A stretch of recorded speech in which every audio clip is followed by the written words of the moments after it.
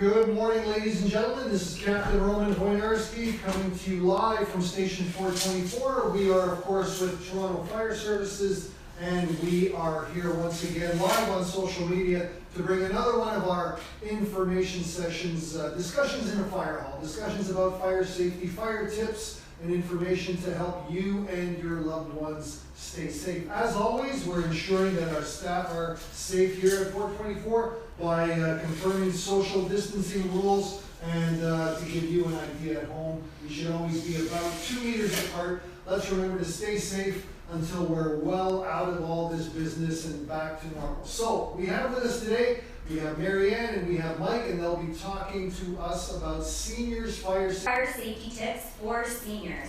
And it's really important for seniors to always revisit fire safety, because as we become older, our abilities change and we're faced with different challenges. And as seniors, there's an increased risk of not only having a fire, but also that fire resulting in either death or injury. So knowing our fire safety not only makes sure that we're being as safe as possible, but it also ensures that we are prepared and we know what to do in the event of a fire. So when we think of fire safety, we have to think of it in these three ways: prevention, detection, and escape. So prevention is our number one goal. We want to do everything we can to prevent fires before they even start. Also very important, we need to have our detection. Our detection are things like our smoke alarms and our carbon monoxide alarms to let us know that there is a fire and we need to get out. And then that falls into our escape. Our escape is knowing how we're going to safely get out of our home and where we're going to meet our family. So let's get started with some prevention tips, and Michael's going to get us started with that.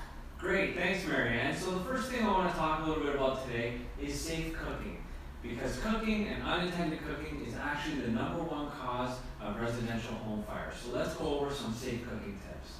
Now the first thing for everyone to remember when cooking is to always stay in the kitchen and look while you cook. So anytime you're cooking, always stay in the kitchen and keep an eye on things. If you have to leave the kitchen for any reason, turn off the stove before leaving, move the pot or pan to a cool burner, and then you can safely leave the kitchen. When you come back, you can turn the stove back on and begin to cook again. The food will still be there, it'll be okay. So, and always stay in the kitchen and watch what you're cooking. Now, before you begin cooking, it's always important to check the area around the stove. So make sure the entire area is free of clutter. Make sure there's no dishcloths too close or paper towels nearby or anything that can catch on fire. So make sure you have enough clear space around the stove before you begin cooking. Now don't cook when you're drowsy from medication or alcohol. So another important thing to remember is make sure you're alert when you're cooking. So if you're on medications that make you drowsy, don't cook. If you're on any new medication or trying something for the first time, not sure how a particular medication may affect you, don't cook until you know how you're going to feel on that medication. So make sure we're always alert when we're cooking.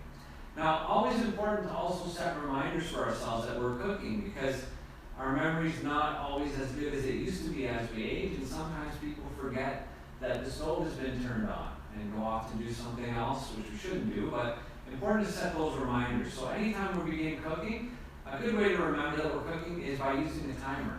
So make it a habit. Every time you turn on the stove, turn on the timer. Okay, and you can keep that in your pocket with you as you walk around the kitchen, but keep the timer on. Or you can turn on the overhead light. Anytime you turn on the stove, turn on the overhead light. Anytime you turn off the stove, turn off the overhead light. So those reminders will help you remember that you're cooking. Or you can carry a spoon, a wooden spoon, or a towel around with you, and that'll also remind you that you're cooking. So set some reminders for yourself. Also, anytime you're handling hot pans, it's important to use an oven mitt. So we want to use an oven mitt because the pans get really hot. And don't use anything too heavy. Always use lightweight, manageable pans. Okay? And make it part of your nightly routine. Every time you go to bed or before leaving the apartment, be sure to check and make sure that you've turned off the burners. So before going to bed, always do a double check. And if you need to, you can put a reminder on your door, on your bedroom door or your apartment door. So every time you leave, that will remind you to check the kitchen and make sure that everything has been turned off. Now, if we ever get a fire while we're cooking, we never want to move the pot or pan We never want to attempt to move it to the sink. We just leave it where it is. Okay, using an oven mitt, take the oven mitt, tight-fitting pot lid or a baking sheet, and slide it over the flame. And once you've done so, you can turn off the heat and just leave it where it is. Don't move it at all, just turn off the heat. We never want to throw water on a grease fire or kitchen fire. Throwing water on a fire can make the flames spread. It can cause really bad burns or even spread a fire. So never want to use water and never want to attempt to move it because that can cause bad burns as well. The only thing we should ever attempt to do is cover the pot. If the fire is too big or out of control, you don't feel comfortable doing that, don't worry about it. Leave the home, get out safely, close the door behind you, and make sure the fire stays in. But leave that for us if you can't do it. Okay? Great point, Michael. Another fire we always want to avoid as well is our clothes catching on fire. So when we're cooking, please make sure that you're never wearing any loose-fitting clothes that are going to hang and droop and easily ignite while you're cooking. All clothing should be tight and rolled up. If possible, wear short sleeves. That's best. And if you ever do get a fire on your clothes, remember the quickest, safest way to remove it is to stop, drop, and roll. So stop immediately, do not run, drop to the ground. You can then use your hands to cover your face to protect your face from fire and continue to roll back and forth on top of the flames until the fire is out. It works similar to putting the pot lid on top of the pan. So when we're rolling back and forth on top of the fire, we're smothering the fire, we're suffocating it. The fire is unable to get the oxygen that it needs to sustain itself, and it will go out.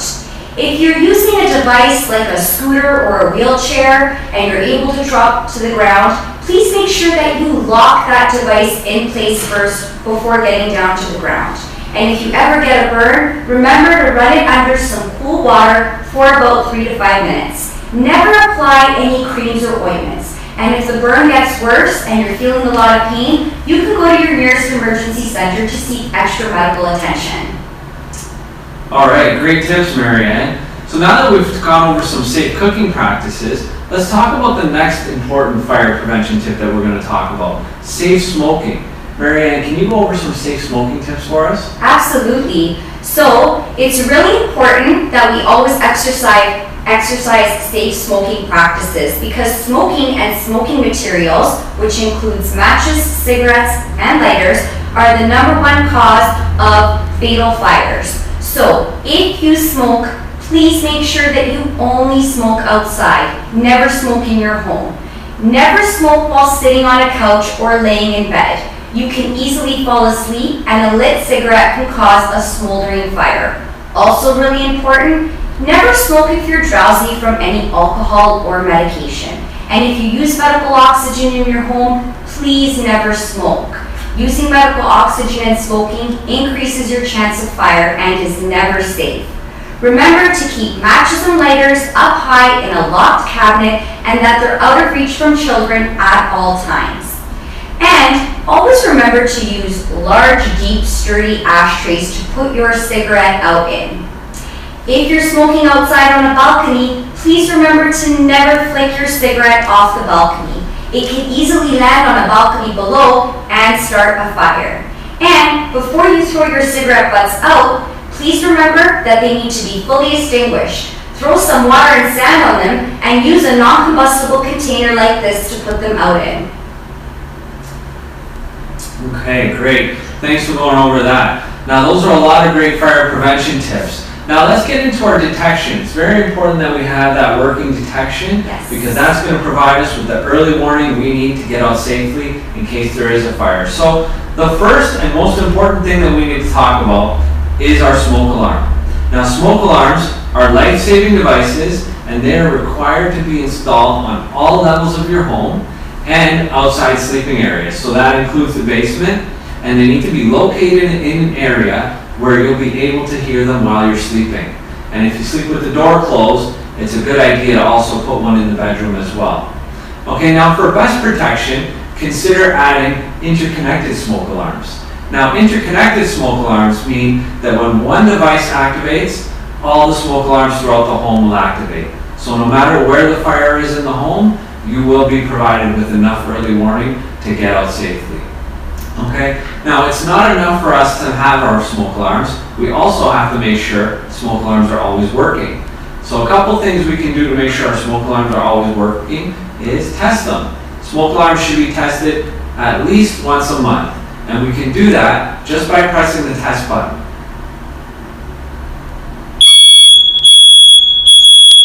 So press and hold the test button, and now we know our smoke alarm is working. Now, it can be hard to remember sometimes to do this every month, so some good ways to remember might be testing your smoke alarm on the first day of every month, or the 15th of every month, or if there's a special day, like your birthday's on the 25th, you can make that your smoke alarm test day.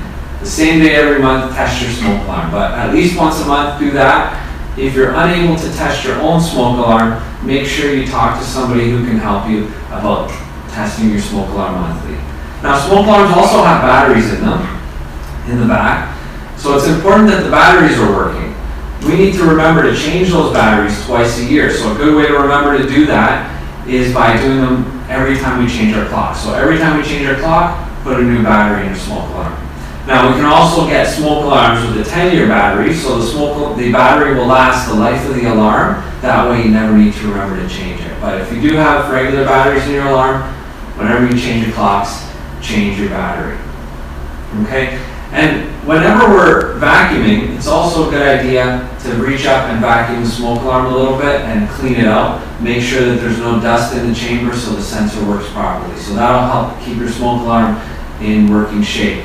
Now, smoke alarms also don't last forever. They have expiry dates on them. They last for 10 years. So check the date on your alarm, and if it's getting close or past that 10-year, to replace that alarm immediately. Okay? If your alarm doesn't have a date on it, or you're not sure how old it is, also a good idea to replace that alarm because it's probably too old. Okay? So what about if you have a problem hearing your smoke alarm, Michael? Any advice for that? Good question. If you're hard of hearing, you can add smoke alarms in your room, or there's devices available that can help you with that, like alarms with strobes or pillow shakers. So if the device activates, it'll shake under your pillow and alert you of a fire in your home. Great Thanks, point. Marianne. Excellent. And homes that require to have carbon monoxide alarms, the carbon monoxide alarms are required to be installed outside all sleeping areas and tested monthly as well. Perfect. Well, those were some great detection tips. And now that we've gotten into our detection, let's talk about our escape plan. And our escape plan is also going to be a lifesaver for us because that's going to be able to ensure that we know how to get out of our home safely and where we're going to meet our family. So please make sure that you plan 2 ways out of every room in your home and make sure that windows and doors open easily.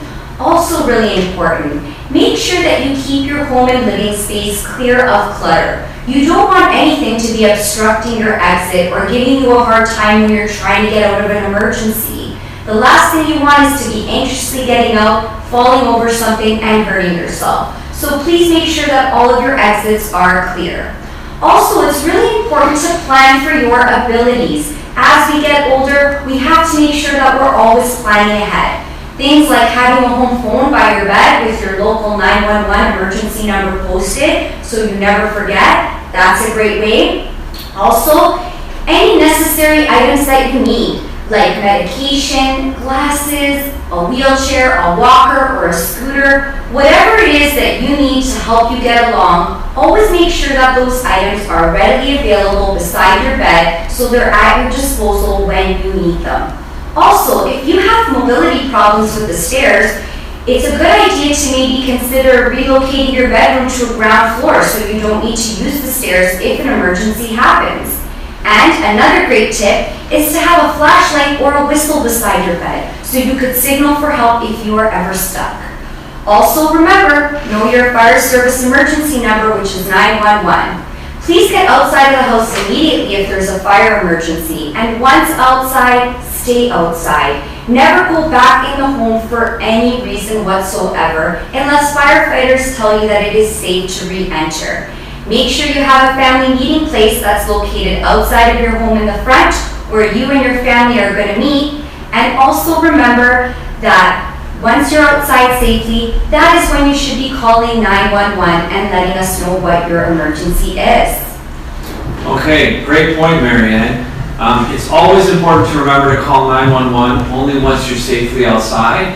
And in case of a medical emergency, it's also great to have other emergency contact numbers like family, friends, neighbors. So keep them nearby as well. Yeah. Now, you covered escape planning, but for those that live in a high-rise building, it's a little bit different what we need to do in a high-rise building. Yes. Now, high-rises are constructed to be extremely safe as long as we follow the emergency procedures that are laid out in our building's fire safety plan. Okay, so we need to be familiar with the building's fire safety plan. Now, every fire safety plan has a list of persons that require assistance in the plan. Now, when firefighters respond to an emergency at a building, that list will be made available to us, and we can see the units and names of people that require assistance. So if you're someone that needs assistance to get out in case of emergency, talk to management and make sure they add your name to that person's requiring assistance list. And also make sure you know the procedures outlined in your building's fire safety plan. Okay? If there is a fire in your unit, so if you're in your apartment and you're cooking and there happens to be a fire, leave the unit immediately. Close the door behind you, and that will keep the fire and smoke inside that apartment. Now, apartment buildings and high-rise buildings are constructed extremely safe. There's up to a 2-hour fire barrier between walls and floors, and they're also equipped with fire-rated doors to keep the fire in one place. So any fire that happens in a high-rise building is going to stay contained to one area. Okay? What we have to avoid if we're in a high-rise building is the smoke. Smoke can spread throughout hallways and stairwells, and that can be extremely, extremely dangerous if we're caught in those smoke-filled areas. So we need to protect ourselves from smoke, but fire won't spread. If there's a fire in your apartment, in your kitchen, leave, close the door behind you, and get outside. Pull the pull station on your way to the stairwell, use the stairs, do not use the elevator. Now, if there's an alarm activated in your building, and you're not sure if there's a fire or where the fire is, best thing to do is stay inside and listen for the announcements. Stay inside your apartment. If smoke starts to come in or if there's a fire, we need to protect it in place. So close the door. That door is going to protect you from smoke. You can use duct tape and tape around the seam of the door and a wet towel rolled up, place it under the front door, and that'll prevent any smoke from coming into your apartment. Okay, if smoke does come in, get to the furthest place in the apartment, call 911 and let us know where you are in the building, and we'll help you. Excellent. Those are some great tips, Michael. So now we're going to get to our audience questions and see if there's any questions. Oh, great information, you guys. You know, this is one topic that we just can't get enough of. We've got some questions almost right away. One comes from Irene, who just helped her mother downsize, moved into an apartment, but she noticed that it was missing a smoke alarm. Now, when Irene inquired with the landlord said it's her responsibility to install it. Something not quite right about that, is there? Yes, so it is the landlord's responsibility to provide you with your smoke alarm device and also with the battery. Okay, so definitely make sure that you ensure that that device is up there. And as a tenant, it's your responsibility to make sure that the device is always working properly.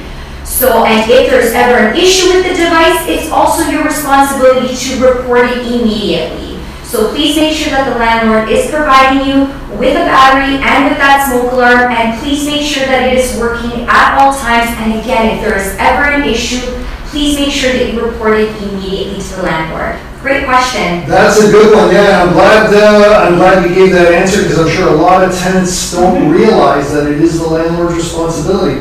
Let's see. Richard is a person with a mobility device. He uses a wheelchair quite often, and one of the problems he's having is getting out the door with a self-closing device. Makes it very awkward for him. Wants to know if it's okay for him to disconnect that self-closing device. Good question. Unfortunately, no. Under no circumstances is it allowed, are we allowed to disconnect a self-closing device. Those self-closing devices are very important because they're going to contain the smoke and fire to one unit or one area of the building, and that's going to protect all the occupants of the building. So doors need to remain closed. Now, if someone is using a wheelchair or another walking device and has difficulty with it, they can request maybe through property management, but they can try to get a power-assisted hardware device, a push-button device for the door that will open the door so they can get out easily with their walking or wheelchair device, and then it'll close the door behind them after they leave. But they should look into a power-assisted hardware, but at no time should they ever disconnect the self-closing device. You know what, that's a good point, and you know what, good to know that there are alternatives for persons who do require assistance and might have mobility issues with scooters and wheelchairs. So yeah, thanks for that, Mike. If anybody else has any questions or would like some more information, where can they go to get more, Marianne? So there's a lot of great information on our website, so please visit our website at www.toronto.ca/fire. Thank you so much for joining us today. We hope that you all learned a lot of great fire safety tips and that you know and are better prepared on how to plan around your abilities. Thank you so much.